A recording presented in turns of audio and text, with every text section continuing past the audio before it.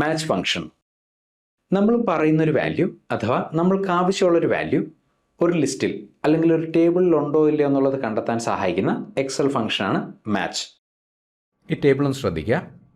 വളരെ ഫേമസ് ആയിട്ടുള്ള കുറച്ച് കമ്പനികളുടെ ലിസ്റ്റാണ് ഈ കാണുന്നത്. ഇനി ഈ ലിസ്റ്റിൽ ഫേസ്ബുക്ക് എന്നുള്ള കമ്പനി ഉണ്ടോ ഇല്ലയോ എന്നുള്ളത് നമുക്ക് ചെക്ക് ചെയ്യണം. അതിനുവേണ്ടി ഈക്വൽ മാച്ച് എന്ന് ടൈപ്പ് ചെയ്യുക, ബ്രാക്കറ്റ് ഓപ്പൺ ചെയ്യുക. നോക്കുക, 3 ഇൻപുട്ടുകൾ കൊടുത്തു കഴിഞ്ഞാലാണ് മാച്ച് ഫംഗ്ഷൻ നമുക്ക് ആവശ്യമുള്ള റിസൾട്ട് തരിക. ഒന്നാമത്തെ ഇൻപുട്ട് ലുക്കപ്പ് വാല്യൂ. ഏത് വാല്യൂ ആണ് നമുക്ക് ചെക്ക് ചെയ്യേണ്ടത്? ആ വാല്യൂ ആണ് ലുക്കപ്പ് വാല്യൂ. ഫേസ്ബുക്ക് എന്ന പേരാണ് നമുക്കിവിടെ ചെക്ക് ചെയ്യേണ്ടത്.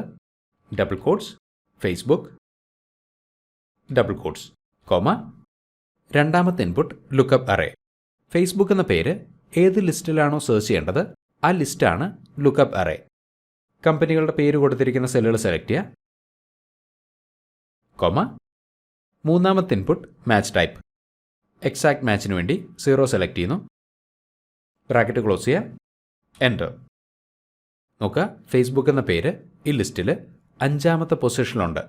അതേസമയം ഗൂഗിൾ എന്ന പേരാണ് സെർച്ച് ചെയ്യേണ്ടെങ്കിൽ ഫോർമുല ബാറിൽ വന്നിട്ട് ഫേസ്ബുക്കിന് പകരം ഗൂഗിൾ എന്ന് ടൈപ്പ് ചെയ്യുക, എൻ്റർ. ഗൂഗിൾ എന്ന പേര് ഈ ലിസ്റ്റിൽ 3ാമത്തെ പൊസിഷനിലുണ്ട്. ഇവിടെ ഇപ്പോൾ നമുക്ക് സെർച്ച് ചെയ്യേണ്ടുന്ന വാല്യൂ മാച്ച് ഫംഗ്ഷനുള്ളിൽ നമ്മൾ ടൈപ്പ് ചെയ്ത് കൊടുക്കുകയായിരുന്നു. ഇതിന് പകരം നമ്മൾക്ക് സെർച്ച് ചെയ്യേണ്ടുന്ന വാല്യൂ ഒരു സെല്ലിൽ ടൈപ്പ് ചെയ്ത് കൊടുത്ത ശേഷം ആ സെല്ലിൻ്റെ അഡ്രസ്സ് മാച്ച് ഫംഗ്ഷനിൽ ഉപയോഗിക്കാൻ സാധിക്കും. എങ്ങനെയെന്ന് നോക്കാം. ആപ്പിൾ എന്ന പേര് ഈ ലിസ്റ്റിൽ ഉണ്ടോ ഇല്ലയോ എന്നുള്ളത് കണ്ടെത്താനായിട്ട് ഈക്വൽ മാച്ച് ബ്രാക്കറ്റ് ഓപ്പൺ ചെയ്യുക. ഒന്നാമത്തെ ഇൻപുട്ട് ലുക്കപ്പ് വാല്യൂ. ആപ്പിളാണ് ഇവിടുത്തെ ലുക്കപ്പ് വാല്യൂ. ആപ്പിൾ എന്ന പേരുള്ള സെല്ല് സെലക്ട് ചെയ്യുന്നു, കോമ. Lookup array. കമ്പനികളുടെ പേര് കൊടുത്തിരിക്കുന്ന സെല്ലുകൾ സെലക്ട് ചെയ്യുന്നു, കോമ. എക്സാക്ട് മാച്ചിന് വേണ്ടി 0, ബ്രാക്കറ്റ് ക്ലോസ് ചെയ്യുക, എൻ്റർ. നോക്കുക, ആപ്പിൾ എന്ന പേര് ഈ ലിസ്റ്റിലെ 2ാമത്തെ പൊസിഷനിലുണ്ട്. അതേസമയം ഈ ലിസ്റ്റിൽ ഇല്ലാത്തൊരു പേര് നമ്മളിവിടെ ഉപയോഗിച്ച് കഴിഞ്ഞാൽ ഇൻഫോസിസ്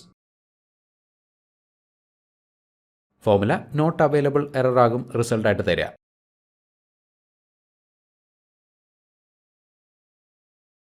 ഇവിടെ ഇപ്പോൾ ഒരു കോളത്തിലുള്ള വാല്യൂസിലാണ് നമ്മൾ മാച്ച് ഫംഗ്ഷൻ ഉപയോഗിച്ചത്. ഇനി ഒരു വരിയിലുള്ള വാല്യൂസിൽ മാച്ച് ഫംഗ്ഷൻ എങ്ങനെയാണ് ഉപയോഗിക്കുന്നത് നോക്കാം. നമ്മുടെ സോളാർ സിസ്റ്റത്തിലെ ഗ്രഹങ്ങളുടെ ലിസ്റ്റാണ് ഈ കാണുന്നത്. ഈ ലിസ്റ്റിൽ സാറ്റേൺ എന്ന പേരുണ്ടോ എന്നുള്ളത് ചെക്ക് ചെയ്യണം. അതിനുവേണ്ടി ഈക്വൽ മാച്ച് ബ്രാക്കറ്റ് ഓപ്പൺ ചെയ്യുക, ലുക്കപ്പ് വാല്യൂ. സാറ്റേൺ ആണ് lookup value, comma. Lookup array. Saturn എന്ന പേര് ഈ വരിയിലുണ്ടോ എന്നുള്ളതാണ് നമുക്ക് ചെക്ക് ചെയ്യേണ്ടത്. ഗ്രഹങ്ങളുടെ പേരുകൾ കൊടുത്തിരിക്കുന്ന ഈ വരിയാണ് ലുക്കപ്പ് അറേ, കോമ. എക്സാക്ട് മാച്ചിന് വേണ്ടി 0, ബ്രാക്കറ്റ് ക്ലോസ് ചെയ്യുക, എൻ്റർ. നോക്കുക, സാറ്റേൺ എന്ന പേര് ഈ ലിസ്റ്റിലെ 6ാമത്തെ പൊസിഷനിലുണ്ട്. അതേസമയം ഇവിടെ ഇല്ലാത്തൊരു പേരാണ് നമ്മൾ ലുക്കപ്പ് വാല്യൂ ആയിട്ട് ഉപയോഗിക്കുന്നതെങ്കിൽ, ഉദാഹരണത്തിന് Pluto, formula not available error ആകും റിസൾട്ടായിട്ട് തരിക.